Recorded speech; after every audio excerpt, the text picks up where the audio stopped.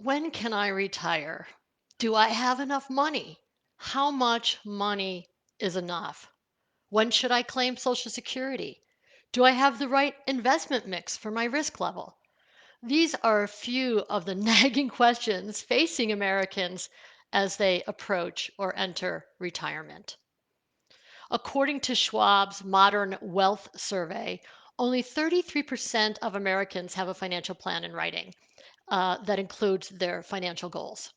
The survey also found that those who planned were more likely to have an emergency fund, be debt free, regularly rebalance their investment portfolio, and were aware of their investment costs and fees.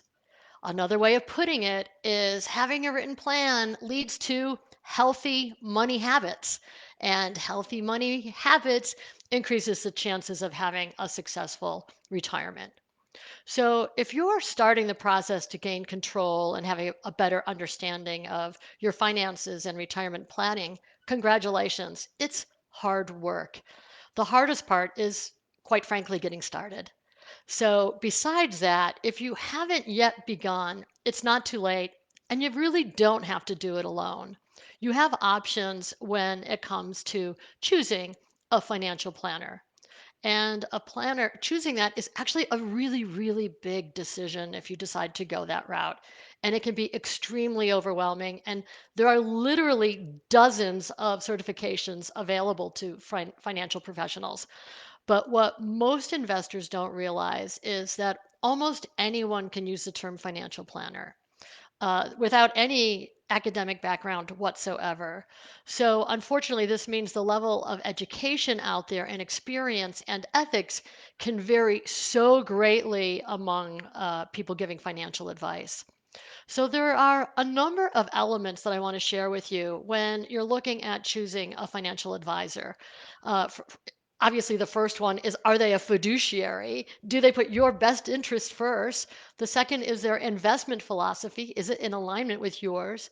And then also their communication style. Do you feel comfortable in relating to them on how they explain different things? And of course, chemistry. And then lastly, how are they compensated? You want to make sure that they're working for you versus commission based um, and have a conflict of interest. And those are just to name a few of the variables that we want to take into consideration when we evaluate how to hire a financial professional. So, the first thing you should do before hiring is to make sure that they're certified. And the certification that is the gold standard in the industry is Certified Financial Planner, CFP. The CFP practitioner has the education, experience, ethics, and they help you handle whatever comes your way financially. And it's how they're trained. What makes the CFP the gold standard in the financial services industry? The first is educational requirements. Unlike many financial professionals, the CFPs must fulfill rigorous educational requirements.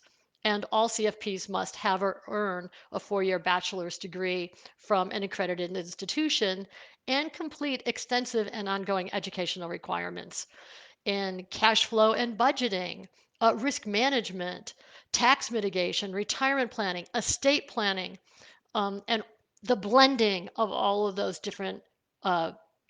uh, all those different topics. So it's complex. There's not one decision you want to make that you make in one area that doesn't impact another area, and that's what CFPs understand. They also must pass a 10-hour, 2 day exam that tests comprehensive financial planning skills and the application of technical knowledge to real life situations. So the CFP board exam is significantly longer and considered more difficult than the Proctor tests administered by the Financial Industry Regulatory Authority, and that's called FINRA. So the CFP board exam has an average pass rate of around 55%. So be assured that that CFP knows their stuff and is highly qualified to help you plan your retirement future. Also, extensive practical experience. At this point, you might be thinking, wow, it takes a lot of knowledge and dedication to become a certified financial planner.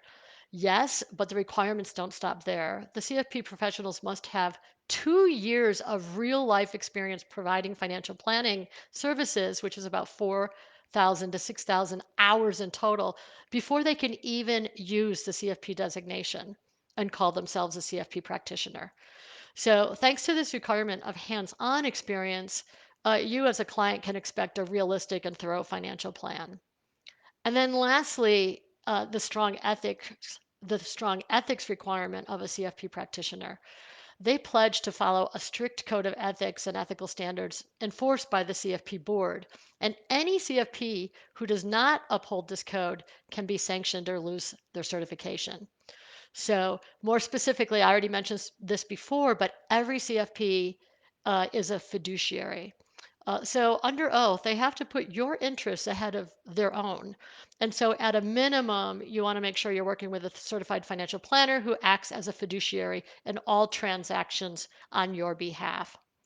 So, what that means, unlike many financial advisors who are in the business of sales, a CFP, certified financial planner, ideally will not offer you a financial product simply because they are getting a commission for it. Ideally, I would encourage you not to work with a financial advisor who gets a commission to sell you a financial product because they are in sales. They are not your fiduciary. So you want to choose a financial practitioner that you can trust. And all these requirements seem stringent, but it's for good reason. When it comes to managing your nest egg, everything that you've worked so hard for, you want to make sure that the person you're working with, you absolutely feel confident about their skills and that you trust them. So, someone who understands all aspects of your personal finances and can meet your retirement planning objectives and understand the tax strategy and implications and the estate planning of how they all tie together. So you can find a certified financial planner for your wealth management needs through the CFP board database, and that is at letsmakeaplan.org.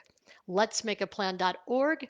And we've also created a free actionable guide to help you recognize a fiduciary financial advisor, including red flags to look out for and the questions that you should ask them in interviewing them. So I don't know if you've considered hiring a financial advisor. If you have, I am so curious to hear what your experience has been.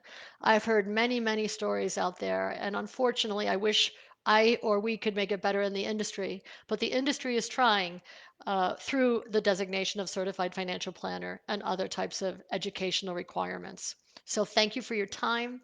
Have a great rest of the week and stay healthy. Thank you.